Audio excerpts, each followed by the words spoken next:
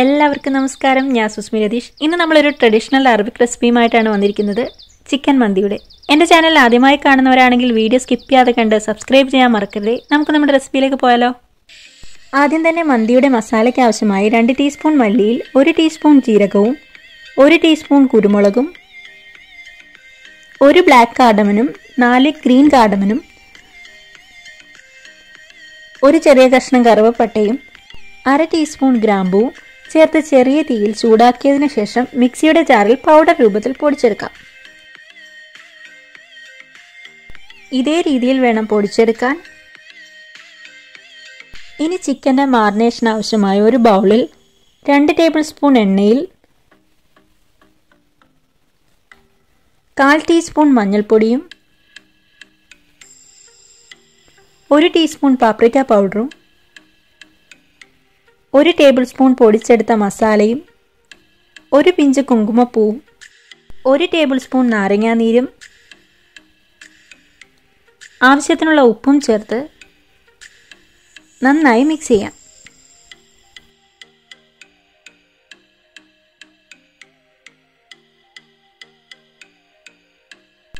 ഇനി നമുക്കിത് 1 kilo chicken 2ആയി cut ചെയ്തതിൽ കുറച്ച് ഉപ്പ് തൂക്കി കൊടുക്കാം. ഞാനിവിടെ സ്കിന്നോട് കൂടിയാണ് ചിക്കൻ എടുക്കുന്നത്. വിത്തൗട്ട് സ്കിന്നിൽ നമുക്ക് എടുക്കാം. ഉപ്പ് ഇതിലേക്ക് നന്നായി പുരട്ടി കൊടുക്കുന്നുണ്ട്.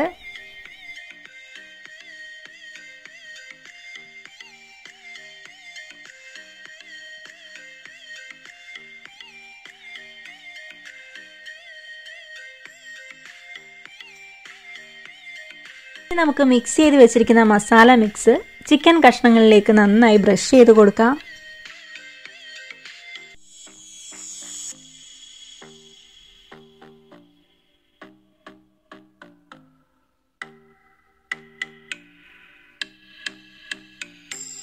ചിക്കനിൽ നന്നായി മസാല പുരട്ടി അരമണിക്കൂർ മുതൽ 1 മണിക്കൂർ വരെ നമുക്ക് റെസ്റ്റ് ചെയ്യാൻ വേണ്ടി വെക്കാം. ഈ സമയത്ത് നമ്മൾ 2 കപ്പ് ബസ്മതി റൈസ് നന്നായി കഴുകി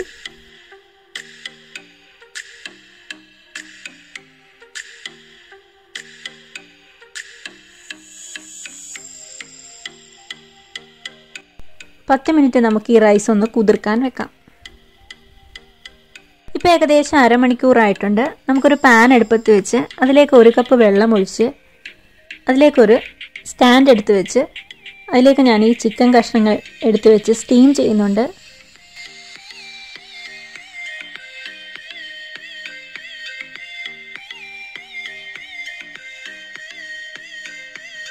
അടച്ചു വെച്ച് ഏകദേശം അരമണിക്കൂറോളം സ്റ്റീം ചെയ്തെടുക്കാം. സമയത്ത് നമുക്ക് മന്തിയുടെ കൂടെ കഴിക്കാൻ ഒരു ചട്നി തയ്യാറാക്കാം.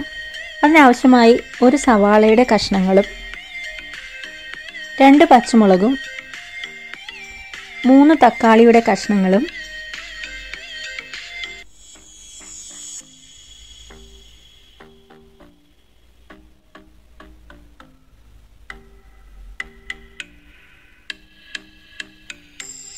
1 ഹാൻഡ്ഫുൾ മല്ലിയിലയും 4 വെളുത്തുള്ളിയും ചേർത്ത് മിക്സിയുടെ ജാറിൽ അരച്ചെടുക്കാം.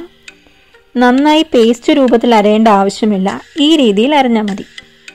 ഇനി നമുക്ക് അരച്ചെടുത്ത ഈ ചട്നി ഒരു ബൗളിലേക്ക് മാറ്റി അതിലേക്ക് ആവശ്യത്തിനുള്ള ഉപ്പും ഇതിലേക്ക് 1/4 ടീസ്പൂൺ കുരുമുളക് പൊടിയും 1 ടേബിൾ സ്പൂൺ നാരങ്ങാനീരും ചേർത്ത് നന്നായി മിക്സ് ചെയ്ത് മാറ്റിവെക്കാം.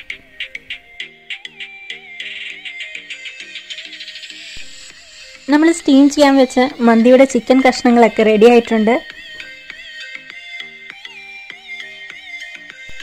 ചിക്കൻ കഷ്ണങ്ങൾ വേറെ പാത്രത്തിലേക്ക് മാറ്റി അതിൽ നിന്ന് സ്റ്റാൻഡ് മാറ്റിയതിന് ശേഷം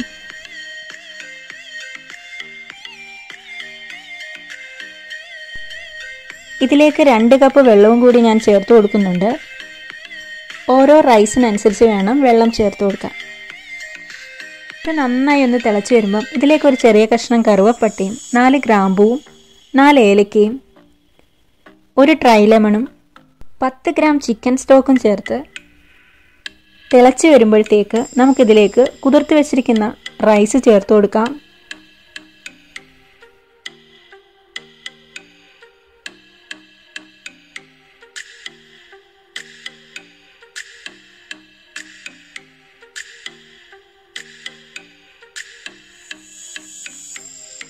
റൈസിലെ വെള്ളമൊക്കെ പറ്റി ഈ പരുവത്തിലാകുമ്പോൾ നമുക്കിതിലേക്ക് സ്റ്റീം ചെയ്ത് വെച്ചിരിക്കുന്ന ചിക്കൻ കഷ്ണങ്ങൾ എടുത്തു വെച്ച്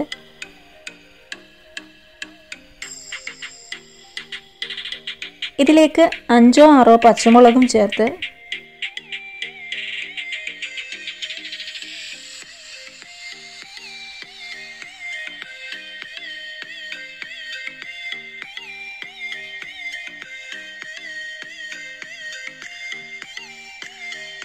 ഒരു ഫ്രൈങ് പാനിൻ്റെ അടിയിൽ വെച്ച് നമുക്കിത് ദം ചെയ്തെടുക്കാം. ഇപ്പം നമ്മുടെ ചിക്കൻ മന്തി റെഡി ആയിട്ടുണ്ട്.